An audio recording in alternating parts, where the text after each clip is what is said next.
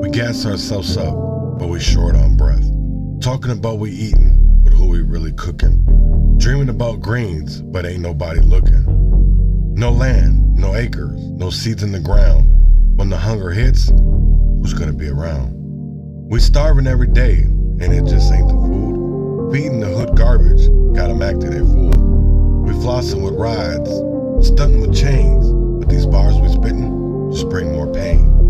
We guilty as hell, preaching all these lies, selling debt to the kids, and we acting surprised.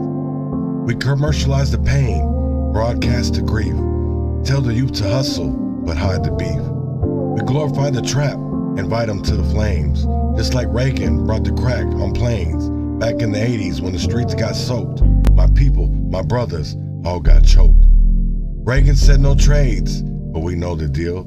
He left us in the dirt, man, that shit was real. I was just a shorty watching it unfold, old enough to see how we got sold. War on drugs, but it was war on us. Cops on our necks, no love, no trust. They labeled us thugs, beast on the block, made us kiss the pavement while they cleaned our clock. Prison became business thanks to Reagan's game. Free labor is the truth in America's name. Slavery's dead, man. That's just a word. Read the 13th Amendment, it's still absurd. They lock us in cages, serving time for life. Double digits for wisdom, cutting sharp like a knife. I'm here to say, the chains in the air, it's time we break free, start showing we care. No more flexing for nothing, no more selling out. It's time to rise up, time to end the drought.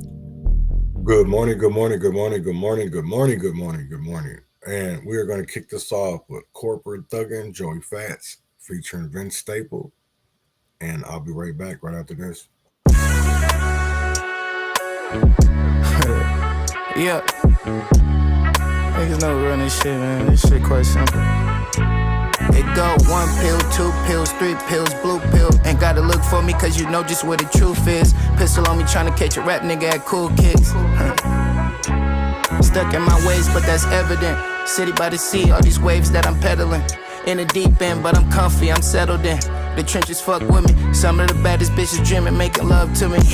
Can't ride with me if you ain't run with me. Shorty, you can't fuck on me cause you ain't fuck with me. When I was on my ass and shit was getting sticky, and I'm still on that bullshit, I got my gun with me. Yeah. Like Brody hold my coat because I'm in my bag. And I don't want that coupe if it don't come with drag. Doing donuts on they bitch ass. I told you niggas fuck you and I mean it. Winter through the fall, we be ballin' all season. Do this for my dogs, but my daughter, she the reason. Ain't shit changed, I'm still gangin' with my niggas.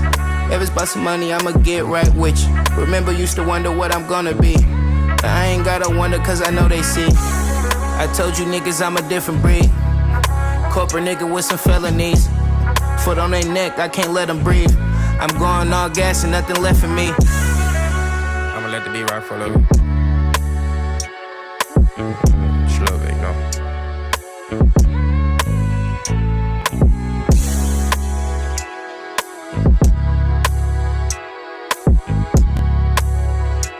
Alright. Hey, I was just a young boy, running and ripping, trying to get into some, but out of position. Dollars was missing, father was missing. Top ramen with chicken, get out of the kitchen. My mama be tripping, flocking and stealing. Got a gun of her own, let's go on a mission. Trying to catch a body on foot, got nobody to whip us. Probably need a lobotomy, bobbing and weaving. Squabbling demons, hardly been sleeping. Crack with a 38, but it's cheaper to keep her. Bury your plots, 20 a pop. 32 months with 80 whenever you caught. When the clock strikes 12 and chariots turn to shells, nobody gon' post my bail. Just post me and wish me well. Them pictures worth 1,000 words. And I ain't never seen a crowd that hurts. Yet I still live for the set, die for the set. Kill for the set, lie for the set. Don't know why I'm still here for the set. Shed tears for the set. You can see it in my eyes lately. Yeah. Mama said be strong, you never been no cry baby. Baby. North. Ain't shit changed, I'm still gangin' with my niggas. If it's about some money, I'ma get right with you. Remember, used to wonder what I'm gonna be. Now I ain't gotta wonder cause I know they see. I told you niggas I'm a different breed. Corporate nigga with some felonies. Foot on their neck, I can't let them breathe. I'm going all gas and nothing left for me. That was Joey Fats, Vince Staples with Corporate Thuggin'. Today's episode. What's up, Rob? What up?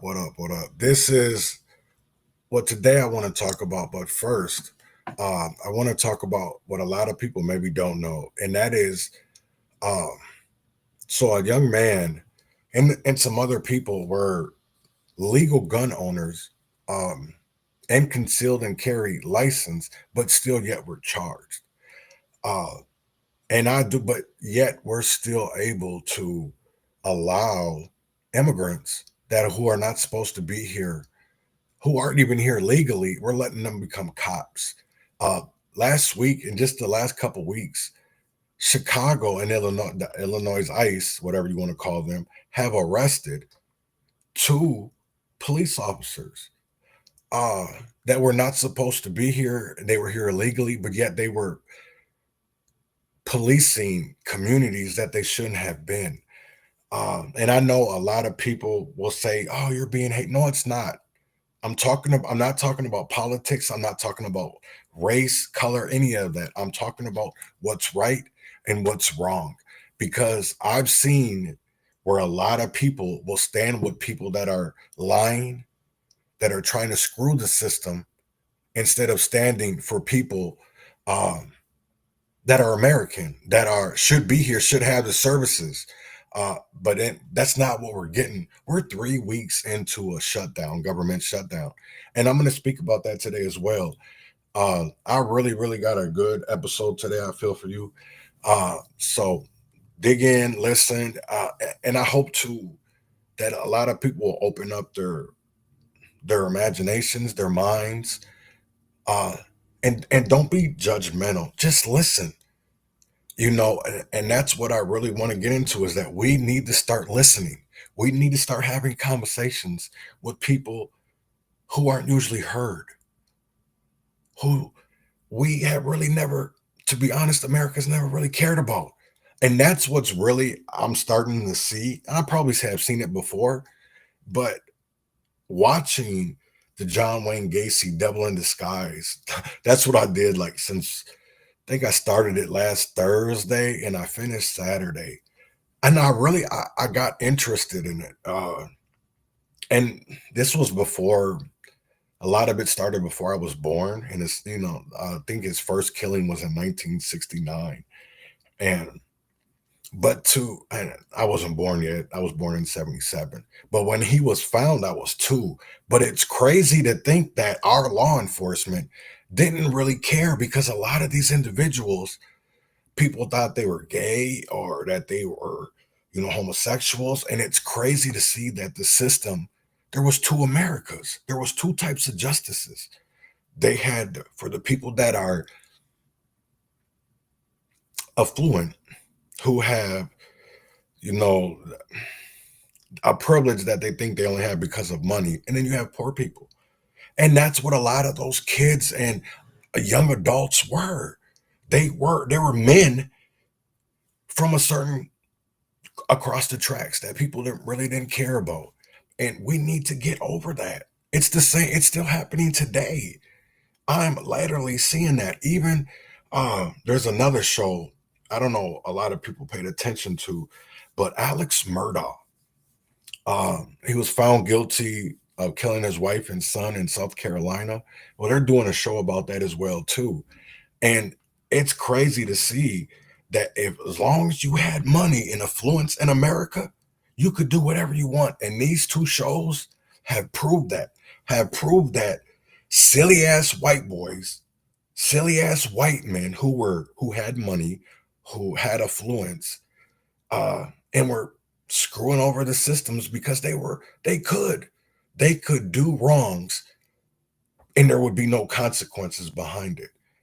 That, to me, I think we've seen that story over and over and over and over again throughout the years. So my question is, when are we going to finally stand up to a system that is literally, it doesn't matter if you're Democrat or Republican, because I'm talking about they're both the same to me at this point, because I will be playing later something that Walls did with Thomas Hauser about the fraud in Minnesota, and to hear that and just to know that Republicans, in my eyes, could have done way, way more and haven't. And that goes for both Democrats and Republicans. I and I still feel like this is that people who were doing wrong were screwing over our communities. And people really didn't stand up or speak out. And now I'm not saying it's too late, but I kind of feel like the things that they're doing are worthless, and it's a lot more performative than actually getting shit done. So here is about Chicago and how Black gun owners were charged. Gun in the state of Illinois if you have the proper licenses. But some Black gun owners say their rights are being violated. CBS News Chicago investigator Dorothy Tucker uncovered several cases where they were stopped by police and charged with felonies despite having everything in order, leaving them to pick up the pieces of their lives. We did something that's never been done before, watermelon cheesecake. A cheesecake tasting in the south suburbs. Louis McWilliams' dream is to grow his business. It's gonna blow you away. I like it. All was good. Oh my God, it's so good. I told you. This is like a Jolly Ranch. Until this. Right now, you're being detained right now, Mr. I'm an entrepreneur. I have a cheesecake company called Ann's Flavored Cheesecakes. At the time of this interview, Louis faced a felony charge. This has been very traumatic for me. I feel like my rights was violated. Do you think there's a Kennedy curse? In the summer. His Second Amendment rights. Louis is an avid gun owner. Just got me the AR top in the middle. In April, Louis was pulled over on the south side, West 79th Street.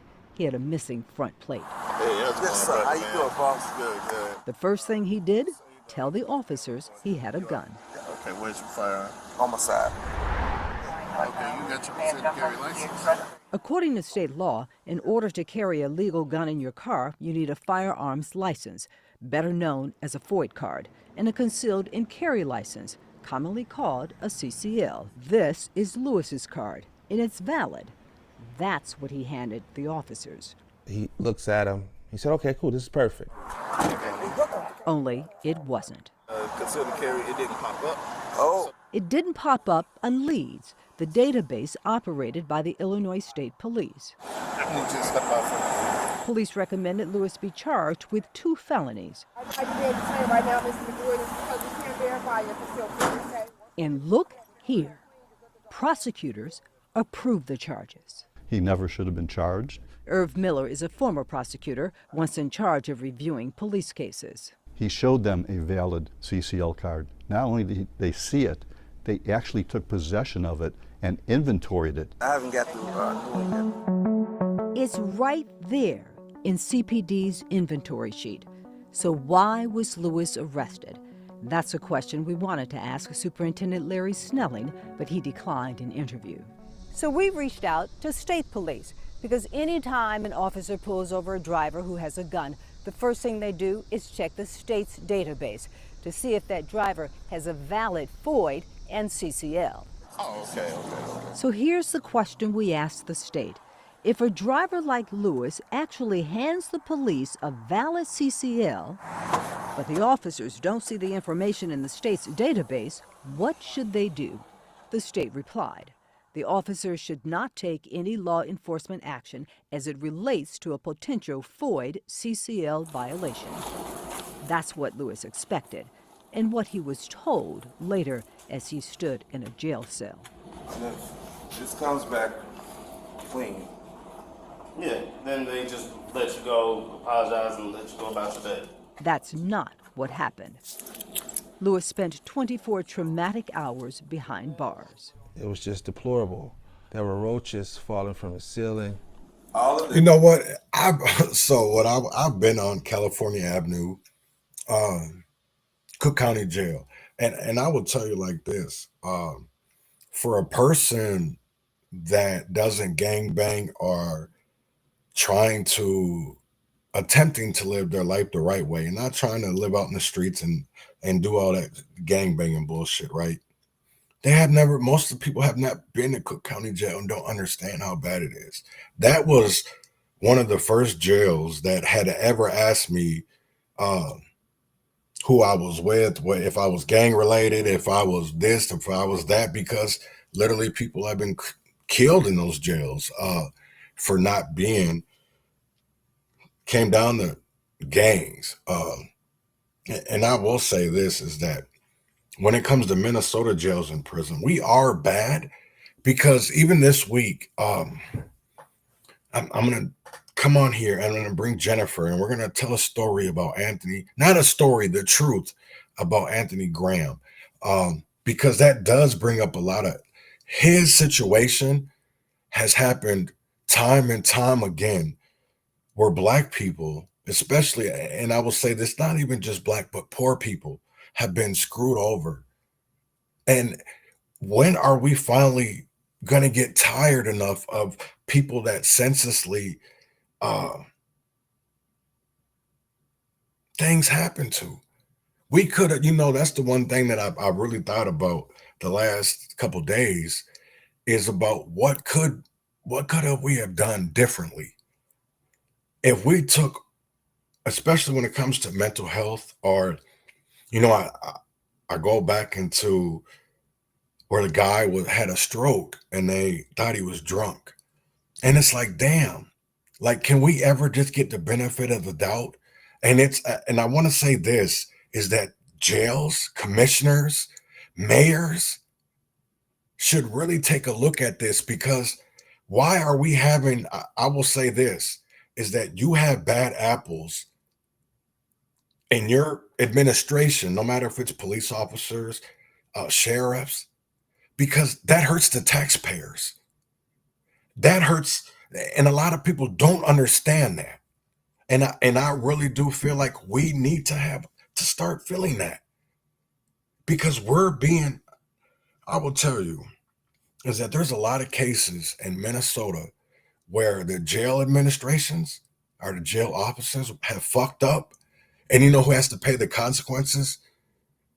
The person, but not only the person that died or that was hurt, but the taxpayers. We get billed for that, even though we had no part of it. The same thing, that's what I had to think about, down in Minneapolis when it came to George Floyd. I can't say that about Dante Ray because insurance paid that. What a lot of people don't know is a lot of these cities have insurance. Just like the same thing we have car or house, they have insurance too. But Minneapolis is self-funded. They do it. They don't have just like I think there is a lot of the bigger cities are, a lot of the smaller cities aren't, they're part of the League of Minnesota Cities. And there's a lot of things that they can and can't do. But they stick together and those people are insured. But when it comes to Minneapolis, I think it's St. Paul and Rochester, those are cities are so big that they can fund themselves. So that's why they don't have insurance. So that's why George Floyd and Justine Diamond, that was $47 million right there. And not including all the officers that said they had PTSD or the lawsuits that the officers had did. I mean, we have to really talk about that. I would say that's hundreds of millions of dollars.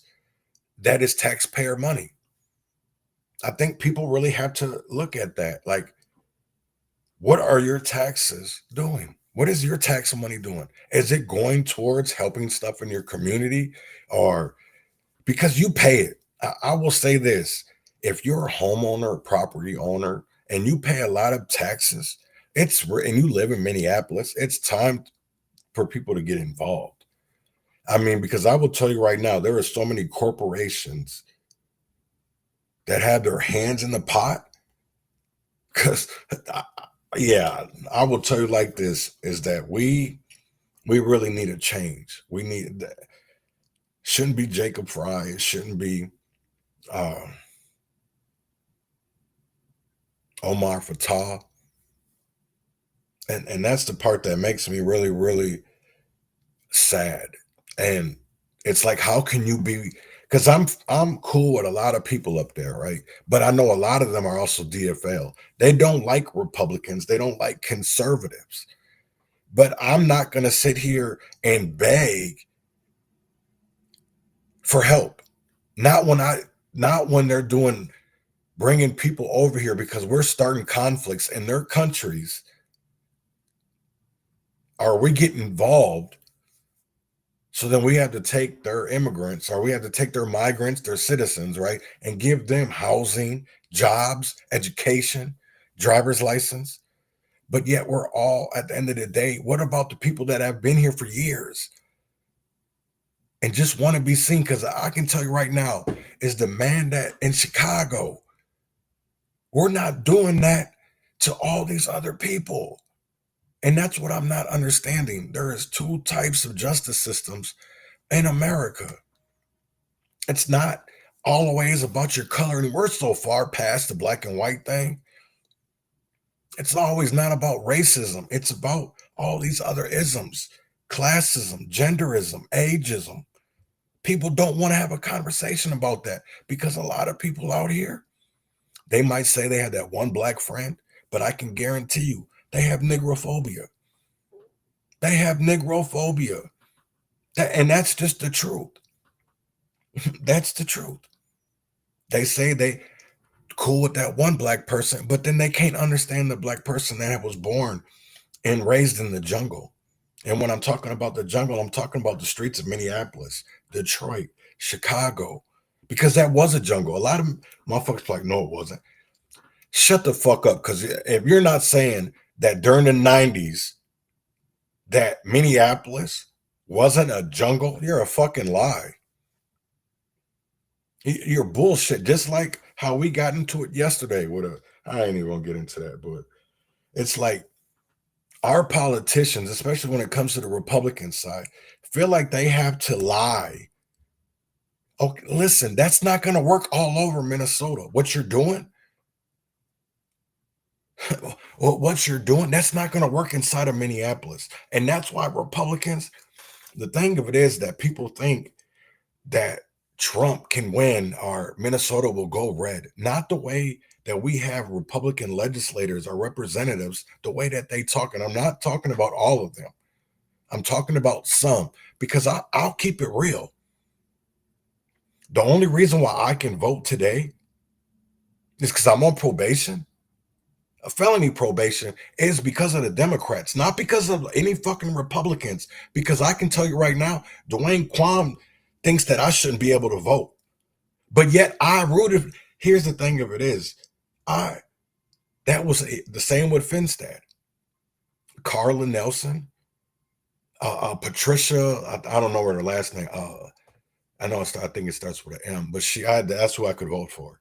I didn't vote for no DFL candidates or any of that shit, but I had to vote for Republicans knowing that some of them don't like me, don't want me to vote. So that's why it's very, very tough to sit here and say, oh, well, I'm a Republican. Well, no, I'm not.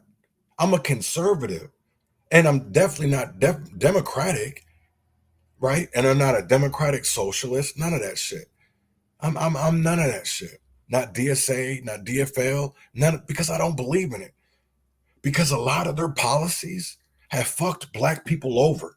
And instead of the brothers or the sisters in that movement, that DFL, they would rather ignore it or want to push their socialists so much further, but don't even realize what they're doing. We have such a disconnect in Minneapolis, and it's not even just Minneapolis, but St. Paul. Because I can tell you right now that little area fucking controls Minnesota. Not your local city councils or your school boards, but Minneapolis, St. Paul, the Twin Cities, Ramsey County, that controls Dakota County, Washington. Those areas are starting to be able to, I will tell you one thing right now is because more immigrants are being moved to those areas. Let's talk about it. Let's talk about how a lot of these school districts had an uptick in registrations after years and years of them being going downhill when it came to enrollment. But all of a sudden, they're not down anymore. But look at the numbers, look at the data. And then you tell me what I'm seeing. Because I can tell you this right now is that almost 500 of the Rochester Public Schools enrollment were predominantly immigrant. That's one thing that y'all don't want to talk about. That's not a lie. That's data and statistics. They can lie to you all day and I can lie to you all day, but data and stats don't lie. And I will never understand how people can run with a lie when the truth is already out there. And instead of people running to the truth, they run to a lie. Because of illegal everything. Yeah, I can't tell you why. I need somebody to tell me, man. Worse than the jail conditions? A missed business opportunity. That day, I had a meeting. Could not do the meeting that day because I was arrested. By losing that, I might have lost the franchise. Lewis also lost time, lots of it. He was in and out of court fighting to get the charges dismissed and his impounded car returned. I know this is a system, so just hoping for the best results. It wasn't until mid-June, 3 months after he was stopped, that the case was finally dismissed. I'm very excited for him, but this is not the end. Next step, more money spent to expunge the case, so his arrest won't show up in a background check. And all of this for somebody who did nothing wrong? Correct. Your joy is a little bit... Dampered, yes. Totally dampered, because now this is a much longer process. It's nearly impossible to know how many drivers like Lewis are wrongly charged with unlawful gun possession that are later dismissed. Neither the CPD or the Cook County State's Attorney's Office track it. Because we got to confirm whether it's actually valid or not. We did find a handful of lawsuits accusing police of violating the rights of legal gun owners. And I'm sitting in here in the back of a squad car because my license expired, but I renewed it. One of those, an irate Lucy Washington. And it's not my fault that you guys didn't get it in your system. I'm an entrepreneur, a loving mother. I do everything from real estate. Can't wait to get my guys in here to look at the floors. To rehabbing. Traffic stop. Here's Lucy's story. Hi, I have something wrong with my back. In December of 2023, she was stopped for failing to put on her turn signal. Without hesitation, she volunteers. I am concealed and carry. As a single woman, Lucy carries a gun for protection. I have it. My love, your CCL expired. I know, but if you pull it up, it'll show that I already tried to renew it. Lucy tries to explain that the email showing proof she renewed is on her phone. My phone is fell. Only she can't find it. This is the email from the state Lucy was trying to show the police. It says if you apply for renewal, you're eligible to possess a license. Oh my God, are you serious? Can I please look for my phone? Please, give me like 5 more minutes to look for my phone. And it sounds like the officers weren't going to accept the email under any circumstances. Lucy, it's not in our system, Lucy. It's not in our system. I freaked out, especially when I was told that I was going to be charged with a felony. I'm like, I can lose my broker license. To everyone who believes in Midwest magic, you'll always find it here at Culver's. Midwest Magic Trans. Like Lewis, Lucy's felony charge was eventually dismissed. She also got the case expunged, but she's still living with the trauma. If you search a property that is in my name, my mugshot shows up next to it, it's embarrassing. You know, how do I explain to someone like, oh no, I was innocent? If they did nothing wrong, again, why were Lewis and Lucy arrested? We posed that question to Phil Smith. And I'm honored to testify today. Smith is a president and founder of the National African American Gun Association. Membership more than 50,000. Outrage, anger, frustration. Not again. Those are the conversations and statements that are going in my head when I hear about another black person being stopped illegally, being arrested illegally when they've had all their stuff together. While there's no data that tracks race in these types of gun arrests, Smith points to America's disturbing history of black people with guns being unjustly killed by police. Trayvon. If you look at other communities, they have firearms all over the place, and it's okay. They go to Macy's, they go to Walmart, they go shoot and hunt, and it's okay. This is so ridiculous, bro. I felt defeated, you know? I felt defeated. And I felt like nobody had my back. I just feel like the rights that I've been given, the constitutional rights to have it, that the police officers didn't stand up for. These cops, man, killing me, bro. Since the arrest, Lewis has been struggling to rebuild his cheesecake business. He blames police for the setback and plans to sue the department. This shows that no matter how much you follow a system of which they create, they can still deem you wrong. At this point, both Lewis and Lucy are still waiting to get their legally purchased guns back from CPD. Both the state's attorney's office and the state police declined to be interviewed. Dorothy Tucker. See, I just find so many issues wrong with this that I know a lot of people don't want to talk about, but I do feel like that's a conversation that we do need to be having. This reminds me again of Dexter Taylor out in New York. He was found guilty of doing things that he should be able to be doing, but because in my eyes he was black, they charged him.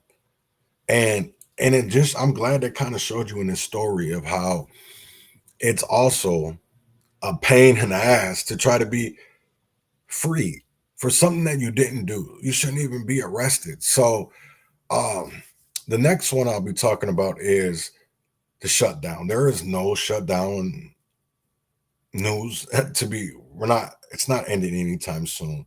And I really want people to buckle up, because it's not just going to affect SNAP. It's not just going to affect MFIB. It's going to affect WIC, Section 8, USDA, healthcare. A lot of things are going to be affected by this. And how long can we honestly go through a shutdown without honestly doing something? You know, are they actually caring about Minnesotans? And I will just say that Minnesotans, because next month in November, there's a pretty good chance that no SNAP benefits will go out, no MFIB benefits, no WIC, Section 8 housing. There's a lot of things that are going to end up shutting down, and people need to actually just say something. You know, that's the one part I don't understand. And yeah, just listen to this. Federal workers are staying home today with little progress to resolve the partial federal government shutdown. Republicans are dangling a concession, but Democrats aren't biting. Douglas Zader is live in Washington as the shutdown continues for another day. Good morning, Doug. Good morning, and this is an overture of sorts from Republicans, but Democrats say it doesn't go far enough, and there is no end in sight for this shutdown. The protests across the country this weekend may have been called No Kings, but for Democrats on Capitol Hill, the takeaway message was no deal. House Republicans are now heading into their 4th week of vacation. They continue to cancel votes. They have no interest in doing the business of the American people, and that's unfortunate. I think it's a joke. And President Trump unimpressed with the protests and still holding firm against Democratic demands to renew Obamacare health subsidies and other spending priorities. They want to spend $1.5 trillion, with a T, trillion dollars, giving it to people that came into the country illegally. What Republicans are offering now is a vote on those health subsidies if Democrats agree to a stopgap plan to reopen the government first. Offering a vote in the Senate without a commitment that it would pass, without a commitment that the House would even take it up is an empty offer. And likewise, don't expect Republicans to budge until the government reopens. I refuse to allow us to come back and engage in anything until the government's reopened, when the Democrats do the right thing for the people. They're playing politics, and we have to use every ounce of leverage we have to make sure they do the right thing. But more missed paychecks and more disruptions in air travel are increasing pressure on both sides to strike a deal here. Back to you guys. All right, we'll continue watching. Thank you, Doug, live in Washington. Thanks, Doug. 5:33 here this morning, and new this morning, a collision between a cargo plane and a car kills 2 people at Hong Kong's international airport, with both the plane and the car ending up in the sea.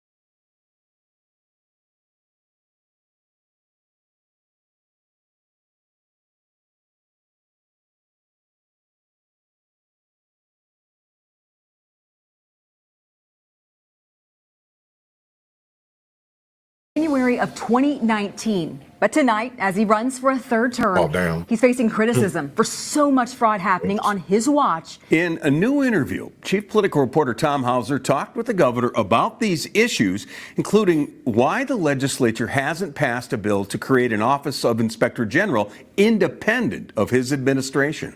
Hello, Governor. How are you? Good to see you. Good to see you. Cracking down on fraud in state government remains a top priority for Governor Tim Walz, but he knows more is coming. Do you think the worst of the state government fraud cases have been uncovered, or do you have reason to believe there is more to come? Oh, I think there's more. And look, we've got organized crime ring in Minnesota. I think it's been going on for years. From Feeding Our Future to autism programs to housing stabilization, Minnesota taxpayers are victims of more than $1 billion of fraud. Do you think there was not enough skepticism for too long in state agencies that were overseeing these programs? I think it's an unfortunate situation, but yeah, I think you need to be more skeptical now in this world. I think the COVID pandemic and the releasing of some of the rules, the relaxing of the rules, fostered this. On Feeding Our Future, some of it in retrospect seems so obvious. Thousands of children supposedly being fed at these sites that were, it just physically wasn't even possible. Was that a big miss by members of your administration who were supposed to be overseeing that? I think in retrospect now, if you have the resources, and I think we do have more of those now, yes, it makes sense to just go out there and see if someone's doing this. Go out there and knock on the door, see if they're doing it. The Republican-led House Fraud Prevention and Agency Oversight Committee has held multiple hearings over the past several months. A common criticism in the hearings is that the governor hasn't held enough people in his administration accountable for failure to detect fraud sooner. Ultimately, does the buck stop with you? I'm sure you've heard the criticism that Governor Walz was looking the other way when all of this was happening. Well, why would I do that? Why would I do that, Tom? These are programs that I champion. These are programs that Republicans didn't vote for and don't want. They're stealing from us. I'm as angry as anybody. I want to stop them. Walz says changes have been made in the state's biggest agency, the Department of Human Services. We got new leadership, especially DHS is the one where the most money is, so that's where most of the criminals are. I'm still concerned about some of these programs, but I think what I would assure Minnesotans is you're seeing more of this now because we're stopping them, we're auditing. Mr. President, in the last legislative session, the Minnesota Senate passed a bill to create an Office of Inspector General, independent of the executive and legislative branches. It failed even though it was the #1 priority in the House. A bill to create an Office of Inspector General passed the Senate last year with broad bipartisan support, 60-7, but it failed to even get a vote in the House, and some House members have said, you were not a big champion of that idea. That is not true. That is not true. I have supported it. I supported it publicly. But the governor is quick to add he doesn't think an Office of Inspector General will solve all the fraud problems. Look, the idea of an inspector general, we have them in the Department of Education, we have them in the Department of Human Services, we have them with the legislative auditor. The idea of one centralized IG, I think it's fine. I don't think it's going to fix everything you think it's going to fix. One thing is clear, Republicans will make fraud a major issue in the 2026 governor's race and legislative elections. It seems like they're a little more gleeful than they should be that fraud is going on because they see it as a political hammer. Walz says he's prepared to make his case to voters about his work to fight fraud, including a recent executive order creating new fraud-fighting tools throughout state agencies. I care more about this than anybody because first and foremost, these are programs I champion, and it's politically not good not to stop these people. I want them in prison. There's not a single state employee's been involved in this. No one's claiming there's corruption. These are organized criminals that I want them in jail more than anything. Coming up later, we'll hear from legislative leaders about their efforts to fight fraud here at the state capitol. Kevin and Lindsay? Yeah, that's kind of crazy to me because, like, have they honestly been trying to, fight fraud? And that's the part that gets me is because, a lot of people, I really can't go for Democrats, DFL. I won't say DFL, right? But I can't go for individual Democrats. Now, Republican, it's the same. I'm not in Minnesota. I'm a registered, I don't think they even do that, but I'm a registered Republican voter. The only thing that I didn't vote Republican last year for president, and that was Andy Williams Jr., the hooded candidate for president. So I not really sold on the Republicans so much. And that's where the part really gets to me and it hurts me is because I really do care about people.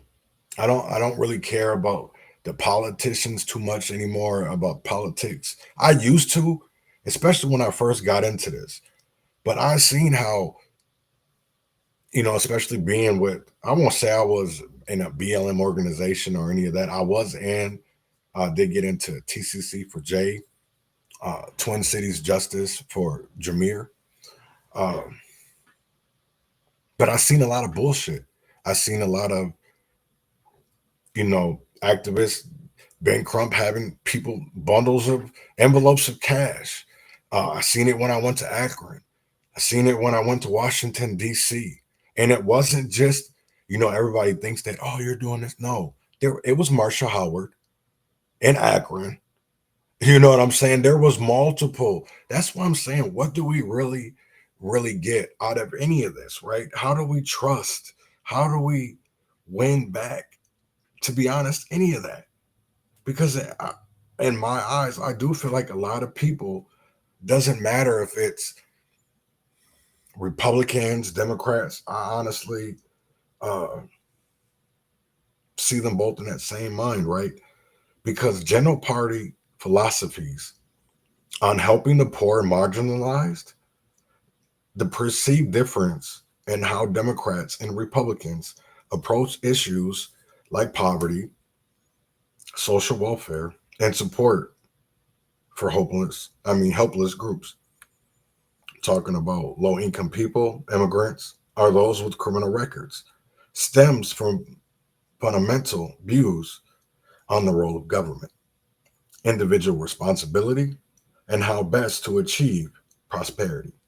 The Democrats' approach, the Democratic Party generally emphasizes government intervention to address systemic inequalities and providing safety and provide safety nets. They argue that factors like economic disparities, discrimination, or lack of access to education, healthcare can trap people in poverty. So public programs are needed to level the playing field. Examples include expanding Medicaid for low-income healthcare, increasing the minimum wage, funding food assistance like SNAP, are supporting affordable housing. Democrats often frame this as compassion and social justice, believing that helping vulnerable groups benefit society as a whole by reducing crime, improving health outcomes, and boosting economic mobility. This aligns with why they might push for reforms, restoring rights to felons, seeing it as a reintegration and reducing recidivism. The Republicans' approach. The Republican Party typically prioritizes limited government, personal responsibility, and free market solutions. They argue that excessive government programs can create dependency, stifle innovation, and burden taxpayers through higher taxes or inefficiency. Instead, they favor policies like tax cuts, deregulation, and incentives for private charity or job creation to lift people out of poverty through economic growth. A rising tide lifts all boats. Republicans might oppose expansions of welfare or rights restoration if they view them as rewarding bad behavior, undermining public safety, or overstepping states' rights. For instance, they often advocate for work requirements and aid programs or school choice vouchers to empower individuals rather than expanding direct government aid. These differences aren't absolute. Bipartisan efforts happen, but they explain why Democrats are more likely to champion direct aid or rights expansions for marginalized groups, while Republicans focus on a broader economic policies or restrictions to prevent abuse. That in my eyes is the truth. That's why you don't really see. I can't really go for either party. To me, it's all just like the Republicans. I remember in 2020, I don't know, I think it was 2022, of going to meet Walter and Pam and having that meeting and showing them about the fraud and showing them how it happens. And it's not even until 2025 that I see shit like Empress in the news they tried to go after Bobby. I don't really feel you can do that. We don't have a trifecta anymore, but if Republicans don't really do much in Minnesota, they tried it. I think they took the wrong route, the wrong road. To be honest, I think the way that our ethics committees is set up and the way that our governor is set up in Minnesota, I don't think anything was going to happen to Nicole Mitchell. She quit on her own. I shouldn't say that because she was found guilty, so she couldn't. She's actually a felon now working at Dunkin' Donuts. But even like Justin Eichhorn, who a lot of people don't like talking about him, but this is a man that was during the 2024 session left right after their I don't know if it was a vote, whatever they were doing, and was arrested by undercover cops because of a sex thing. And he left right from the state capitol to go to this hotel in Bloomington. That is a problem. That is a problem, right? So then there's things in the news that they don't want to talk about. Like, why did Lisa DeMuth agree to having a fraud committee with no subpoena power? This whole committee thing, I'm not saying that it hasn't exposed, or I won't even say exposed, because that exposement went on pre-media, these legislators, any of these people out here taking sound bites, or nothing has happened in the legislation. There hasn't been any policies. There hasn't been tighter oversight. We're still allowing these same programs to fuck us over. We're not doing anything different. Yeah, I wanted to talk about this Barack Obama shit too, because I guess he was on some kind of Zoom call or whatever. And it's like, y'all niggas is so, the people that I used to look up to, and I shouldn't even say look up to, because that I admired, and then finding out a lot of people are just sellouts, or they're not standing up for anything that's right. These are people that make $200,000 in taxpayer money while our communities are still suffering. I can't, I don't, and that goes for a lot of niggas. I'm not just talking about Elijah Darris. I'm talking about niggas at Sabathani, the niggas on at George Floyd Square. Anybody that's riding the coattails of the DFL party, you're a sellout. And that's what the key thing that I took from Governor Walz in that What's the Fraud? He did a 49 minutes or whatever interview with Tom Hauser. But just the fact that they haven't really exposed the big parts of the fraud. And it's like, what does that tell you? What does that tell you? That there's something bigger. And it makes me wonder, why didn't Andy Luger, was it because of his ties to the Jewish community? Mayor Frey?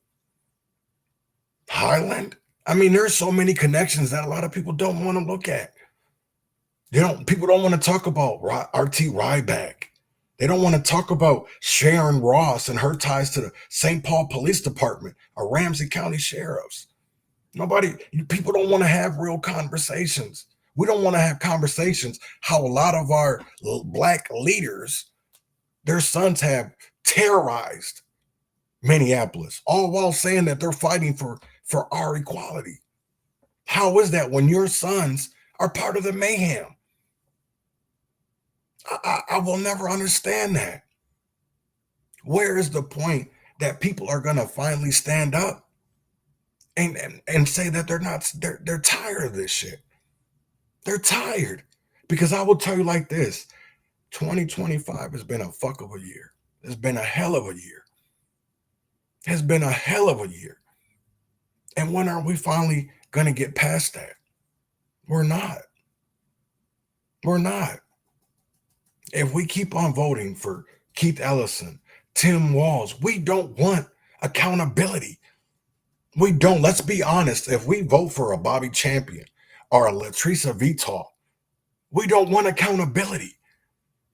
We still want to be stuck in this same rut of a system. We don't want change.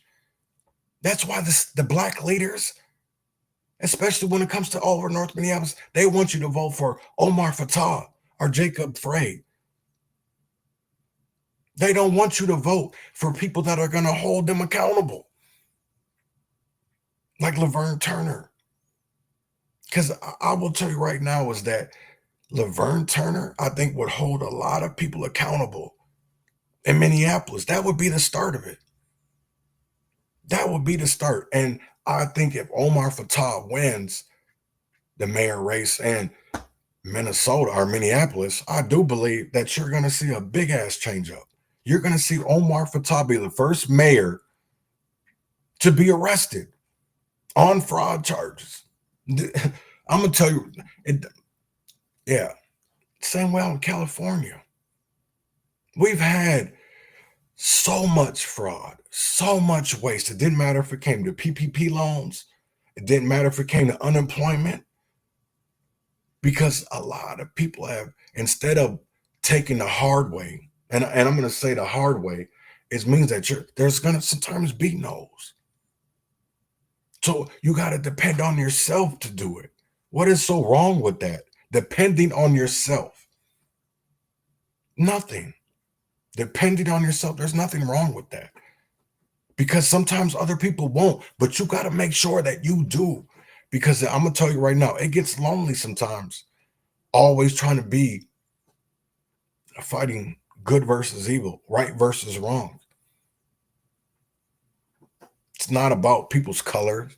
It's not about fuck the police. That's an occupation. But let's talk about how we're having black individuals, poor individuals, being treated like nothing, like nothing. And then it takes years, sometimes a long time, to prove that they were innocent, that they didn't do anything. But do we really care?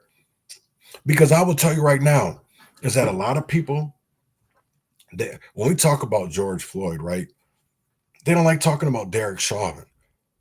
And how many other times that he had used that move with the knee on the neck, the knee on the, on the shoulder blade or whatever they want to call it, the MRT move.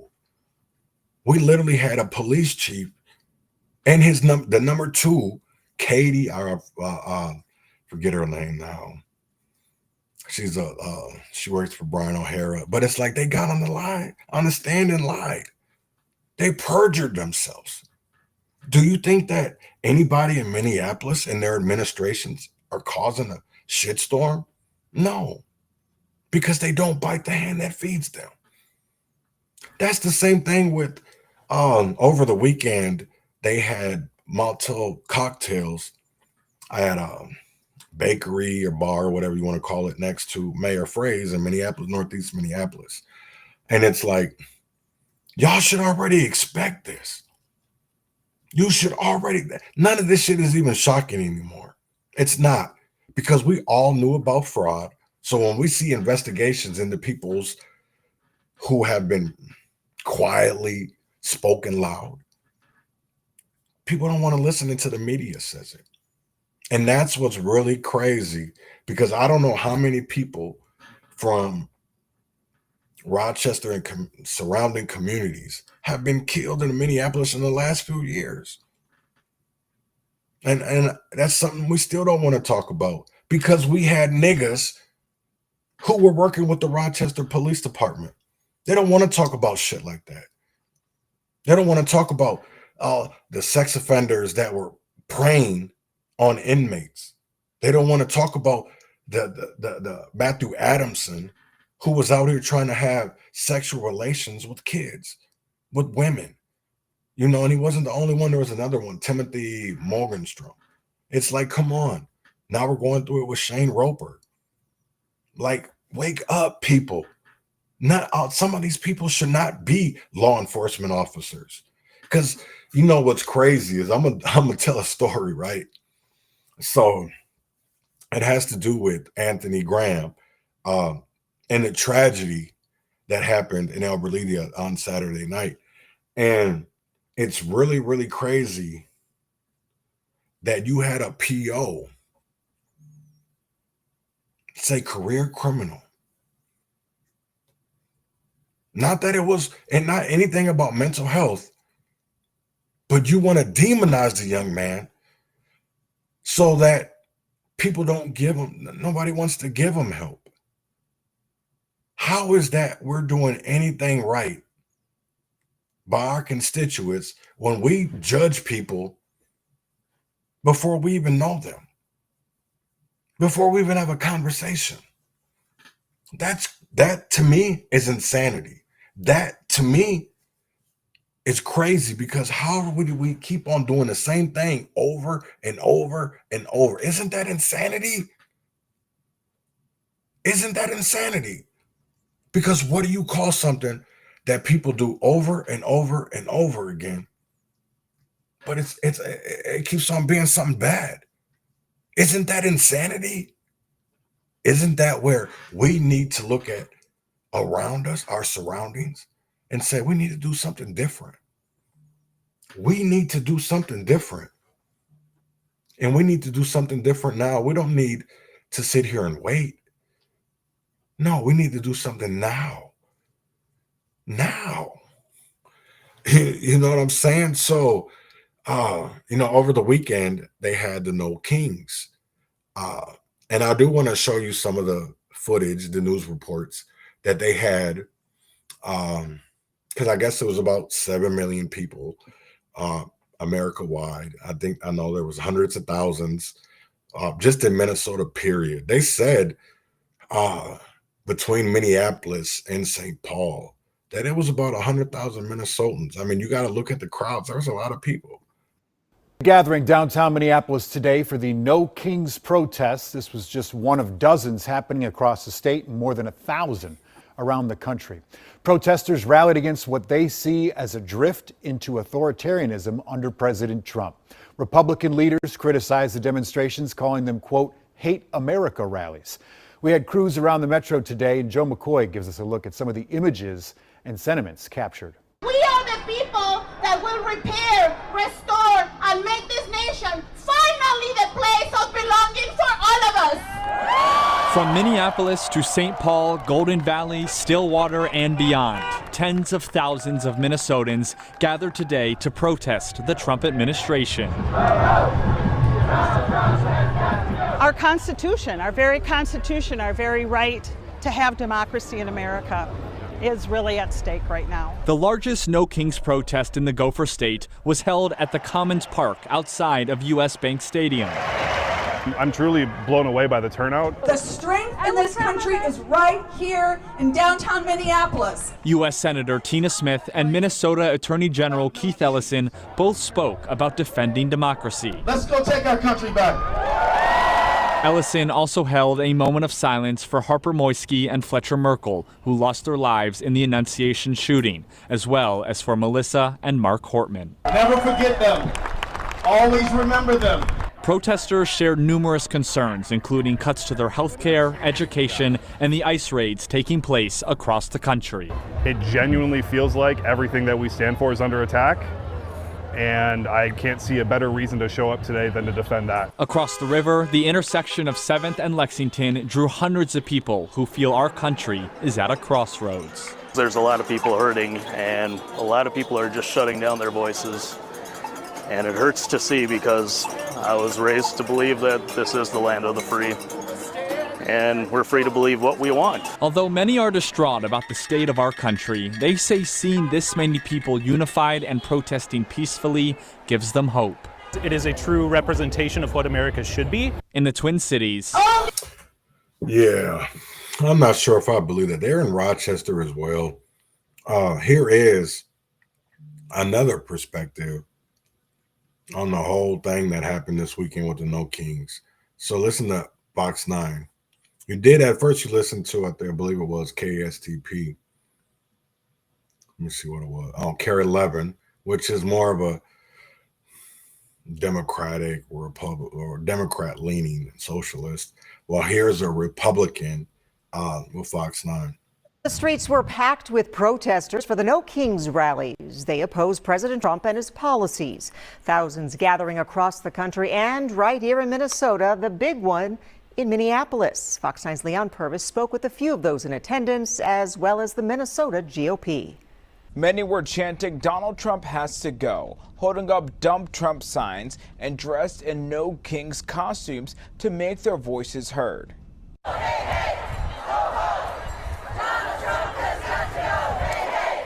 Saturday, tens of thousands stood shoulder to shoulder, marching 1 foot at a time in unity. People had No King signs and out with one purpose in mind, demanding for change in the White House. I want to do something because I'm really tired of the way things are, and I want change to a more positive country again and less nonsense. All the stuff that Trump is trying to pass, like the Medicaid and the Medicare, I have that for my health issues, and I would be in a really bad place. One veteran said he had concerns about the Constitution. I took an oath as an officer to defend the Constitution, not an individual, and I'm concerned about our Constitution. But the Minnesota GOP says those who showed up aren't focused on what's important. My response is the No Kings protests. God bless them for voicing their freedom of speech, but I think it is grossly misguided. And the chairman says they're going to focus on state issues and not the back and forth on the federal level. We're not going to focus on rhetoric. We're going to focus on policy. Minnesotans want to see answers to the problems that they face. We can have an honest debate on how we solve those issues, but let's have that debate. Organizers say about 100,000 people showed up in downtown Minneapolis. Even when the march already started, there were still thousands of people standing by the speaker stage. In the newsroom, Leon Purvis, Fox 9. Thousands of No Kings rallies also taking place outside of Minnesota. Rallies big and small were happening all across the country, from our nation's capital to New York, Chicago, and Georgia. The mass mobilization is opposing the Trump administration's policies on immigration, education, and health care. While some Republicans are condemning today's demonstrations, many out on the streets are warning the administration's actions are leaning towards American authoritarianism. Authoritarianism and fascism is here today in America. And it is critical that every New Yorker and every single person who calls this country home stands up and fights back. They hate capitalism. They hate our free enterprise system. They hate our principles. They hate the ideas that we come in to work every day to fight. Protesters in Washington, D.C. say defending democracy is, quote, patriotic, is the patriotic thing to do. Now, you may remember that just a couple weeks ago, they had a fraud committee on elections, right? Voting. I will say that it is a felony to vote in Minnesota if you're not eligible. I was charged with voter fraud. Back in 2020, in August, I registered at a League of Women's, signed a card, but what I was charged for was done online. I never did anything online. I answered truthfully on the application that I did have a felony.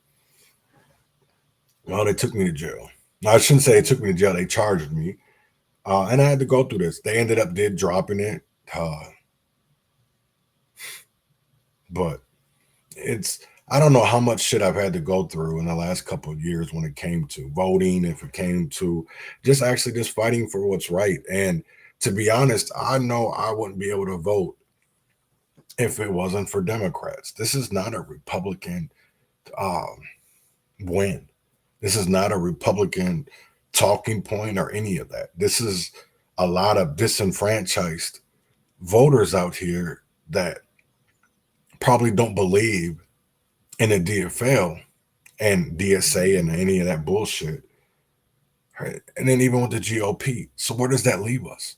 We have the power to sit here and vote, but do we honestly use that power? That's what I really want people to know. And so they also took note of what Joe Rogan said about Steve Simon in Minnesota.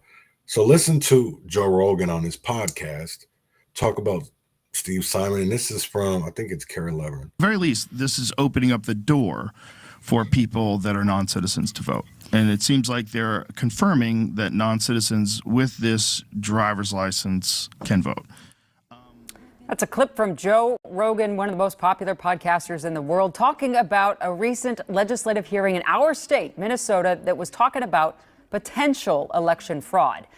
So that type of clip from that podcast has been making its rounds on social media, with conservatives now alleging our state allows non-citizens to vote. But that's not exactly the case, as Danny found out. The answer is a lot more complicated. Good morning, everyone. Last week, the House Fraud Prevention Committee invited Secretary of State Steve Simon's office to testify about election integrity. It's an honor to be with you. During the hearing, Republican lawmakers questioned whether a non-citizen could obtain ID under the state's driver's license for all law, which took effect in 2023, and use that to register same day and vote. Because we give driver's licenses to anyone in the state, they can vote. It is a felony for a non-citizen to register or vote in a Minnesota election. State Elections Director Paul Winnell testified that someone using a driver's license to register under false pretenses could be flagged and referred to law enforcement, although that would happen after a ballot was submitted. It is the other elements of being eligible to vote that the voter is attesting to and certifying at the time that they're registering and when they are casting a ballot. Thank you. So the answer to my question is yes. Parts of this exchange hit social media and then the Joe Rogan show last week. Okay, Minnesota elections confirms non-citizens can vote with driver's licenses. In response, Secretary of State Simon has repeatedly emphasized that non-citizens are ineligible to vote. And in the case of citizenship, not only is it a felony, it is a deportable felony and a permanent bar to citizenship. According to Simon, Minnesota can flag illegal voting by cross-referencing information at the state and county level. So it's 2 layers of potential review across multiple different issue areas: Social Security, death indexes, immigration-related information that we're getting from law enforcement. Still, Republican Representative Walter Hudson questioned the vulnerabilities in the overall system, given that illegal voting may not be flagged until after the fact. They perjured themselves, great. But the ballot that they cast still counted, correct? While the vote would count, a study done by University of St. Thomas law professor Virgil Wiebe found there were only 3 convictions of non-citizens voting in Minnesota between 2015 and 2024, out of 13.4 million votes cast. That means there are probably a handful more, but there's certainly no systematic effort to vote en masse by non-citizens. And not only could a non-citizen get deported, Jana, for trying to vote, they could also be permanently banned from being naturalized, seeking U.S. citizenship in the future. So there are deterrents in the law. Huge deterrents. It would seem quite a leap to say a person would do this with that much at risk. And again, we saw 3 instances in 9 years. 3 instances of convictions. Okay. I will say this, is that after we've seen what happened in Des Moines, where a man, an illegal, was able to become superintendent of the biggest school district in Iowa. You're telling me, and he was registered to vote. So they can say with confidence, and I don't care about them saying 9 times or 3 times in the last 9 years. Okay, that's bullshit. We need to dig deeper. And it pisses me off when the news does this kind of shit, because you're not giving people the whole story. You're just giving people parts. It's a narrative instead of the truth, because we understand that some of this shit is happening.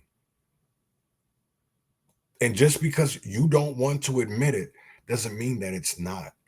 Or just because you say that it's not doesn't mean that it isn't.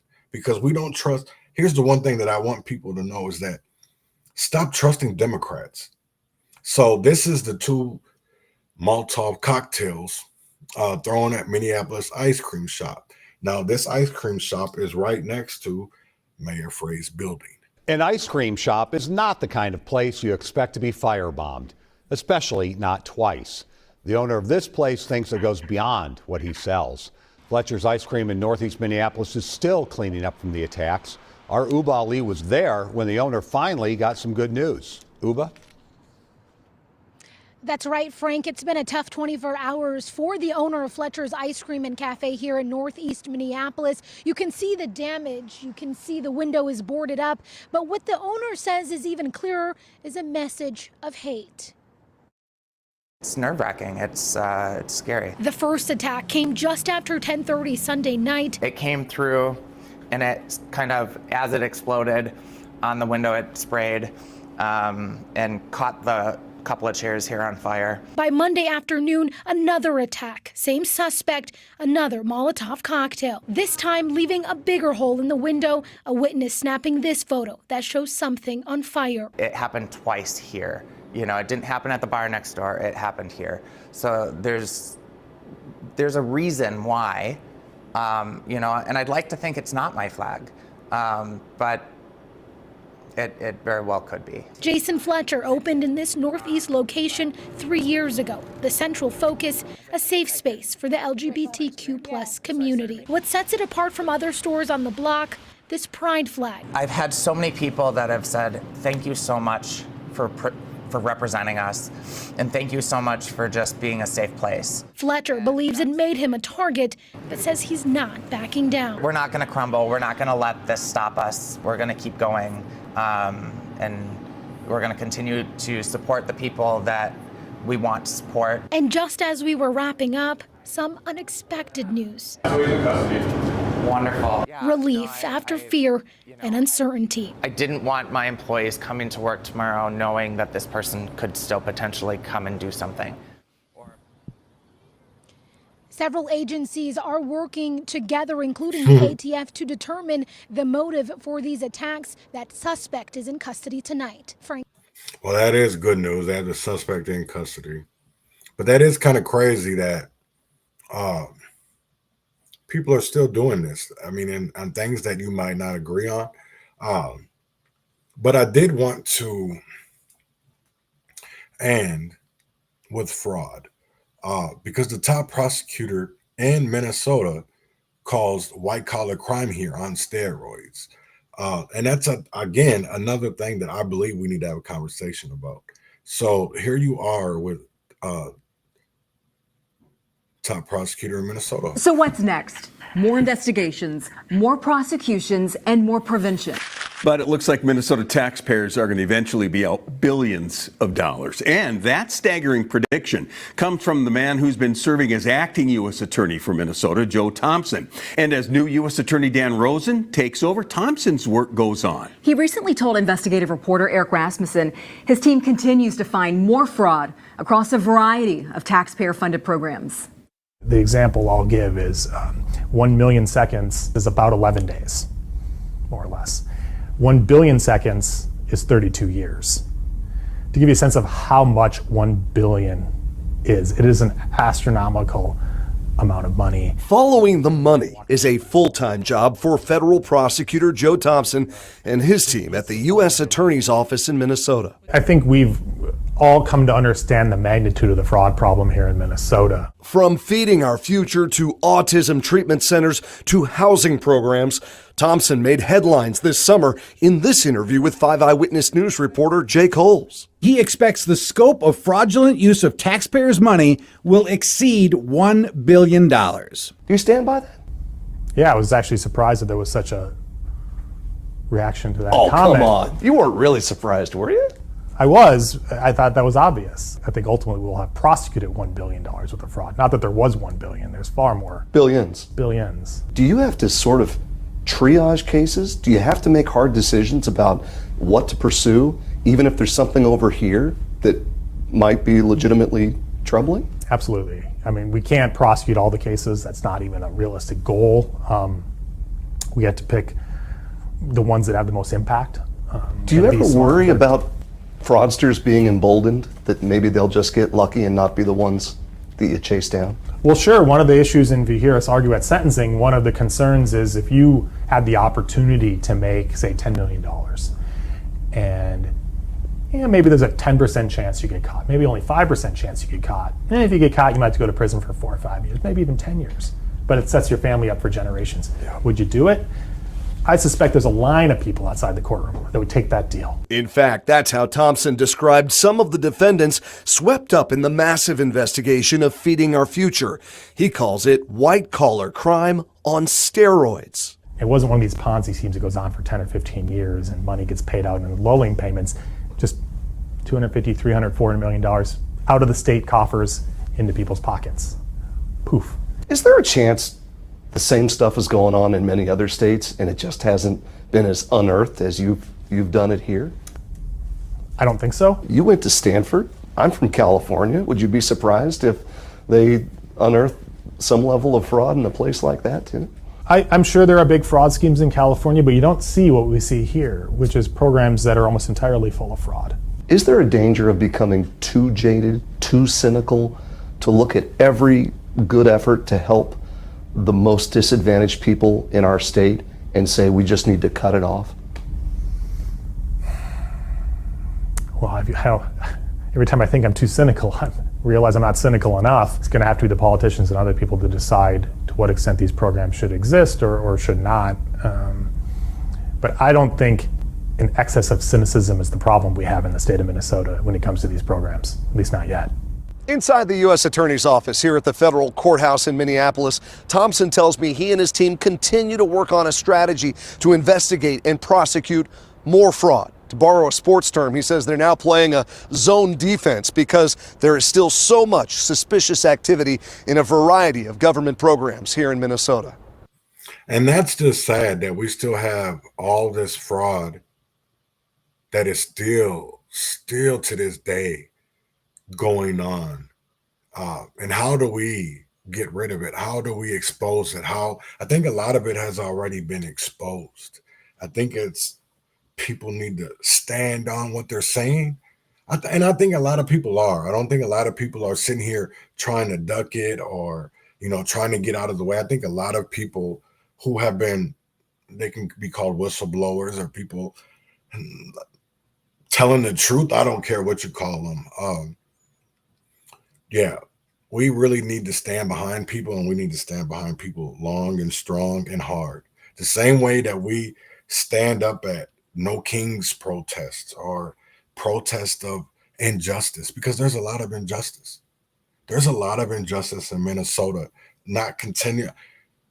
I'm going to start with Anthony Graham, but there is so much more. There's so much more. There's still Pamela Lang out in Plainview. There's still out of Wabasha. There's still things that we can sit here and stand up on.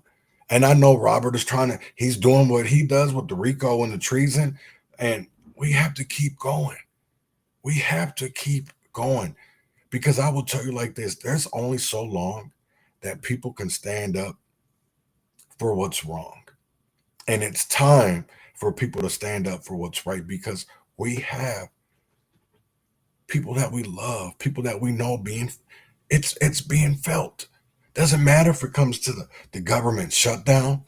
It doesn't matter if it comes to police brutality, because it's all like a glove. You can put that glove on and wear it at this point, because everything that you're fighting for is what's going on right now. But how are you fighting? Are you fighting for change? Or are you fighting performatively? That's what I really want to ask people, because all I've seen in the last 5 years is performative. And I was a part of that. That's what people fail to realize. I was a part of that. When I got off the couch, I had seen other murders. I've seen other instances of police brutality. That never got me involved. But for some reason, George Floyd video did. I don't know why. I wish that it would have happened sooner, because I felt like a lot of opportunities passed my way, or I let them slip because I wanted to be in the streets more. But it's not what happens. You're in prison or jails more. So I had to make a choice to stand up and do what's right, no matter if that meant losing people that I love, losing people that I cared for. It's just that I wasn't looking for love anymore. I'm looking for loyalty.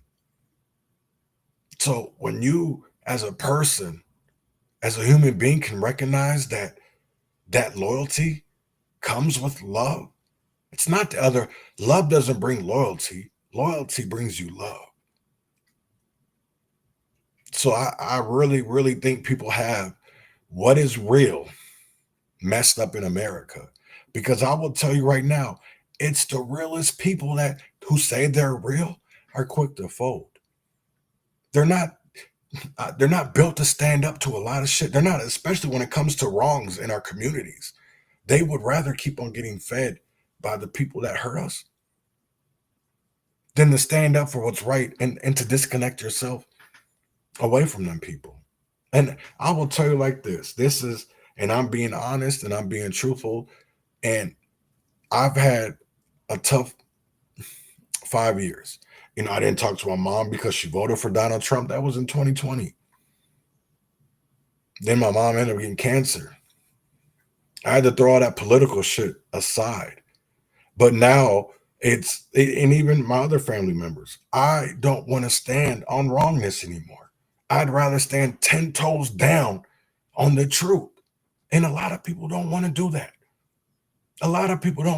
Because if they did, you would not be seeing the shit that we're seeing in our community.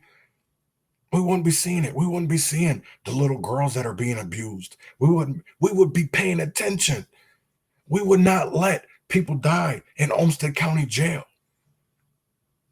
We wouldn't let Mayo Clinic get away with killing our constituents, our neighbors, the people that we love. But because we have a coward culture. That's what we have. We have a coward culture in Rochester. No matter if it's Andre Crockett, William Whitehorn, whatever the fuck you want to call him, Bud, Yammy Bear.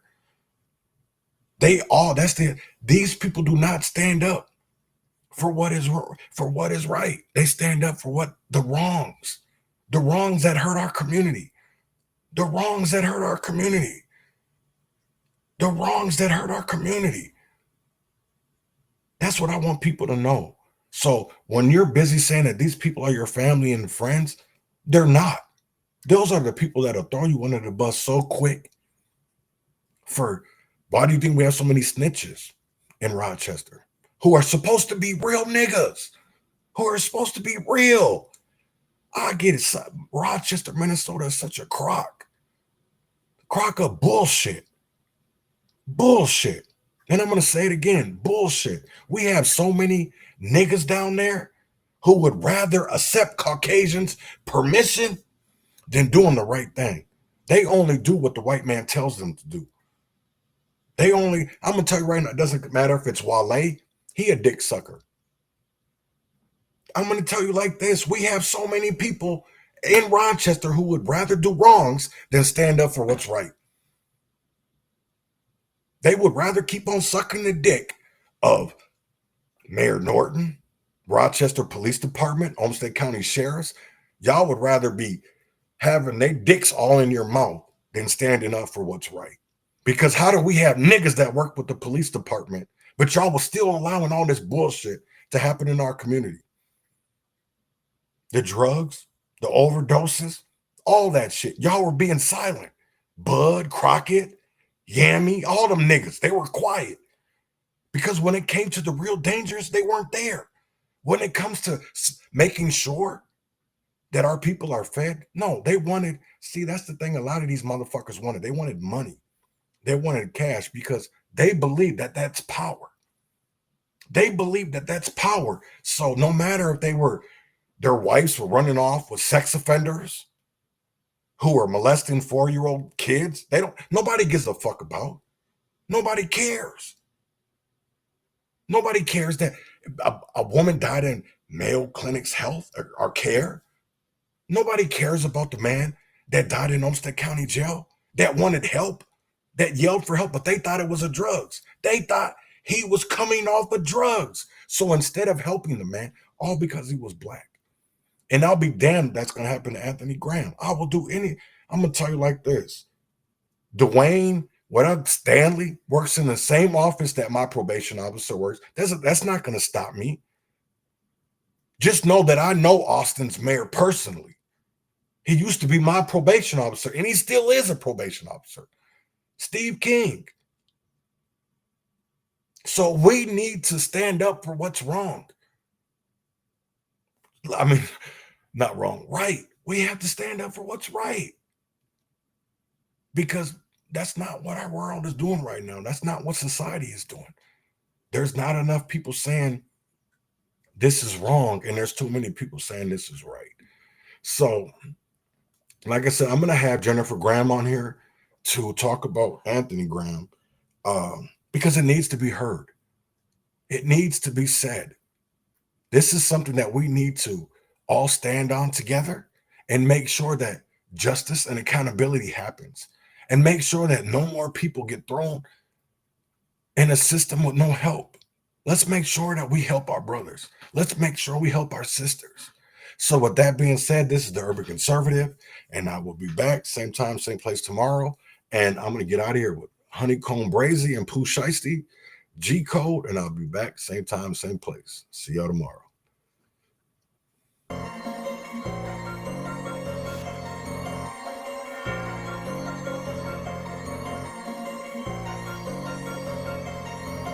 I just pray a nigga don't roll me the wrong way.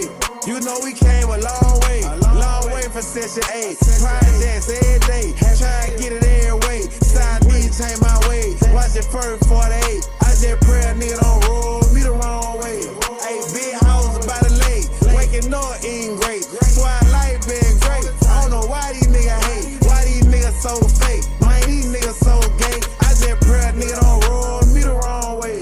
Hey, y'all remember them old days. Way before them baby Drake. When nigga had them long K's. Know you seen Scarface. Remember Tony had a tiger. But his life went great. Life ain't no bowl of frozen flakes. I can't let no nigga milk me. I ain't got no cow ways. Heard Mitch made some millions. Standing in no hallways. Think I'm scared to sit down. I'ma stand up always. Pray to God every night. Don't let them storm come my way. And anytime a nigga ever threw some bullets, always throw back every time like Shaquille O'Neal with the ball fade. RN, 4L, I'm standing on that all day. Chasing another nigga cat. I need to change my dog ways. Show me love in my face. I turn my back, it's all hate. You know them still my favorite kind. I fell in love with 38. Go ask Kabuga, I slide. OG been taught me how to skate. Watch it first 48. Took your chain to get repoed. Jack your ass like I'm Steve-O. Switching lines in the cheat code. The niggas stick to the G code. And everybody know I'm slimy, so they try to play it close. Certified sniper watching me, so practice your approach. It's 7 blows and it's straight 8. And bitch, I'm harder than May 8. 2 shots a day, November 8. I'm a 7-6 to my case. Just missed the plug on the Rio.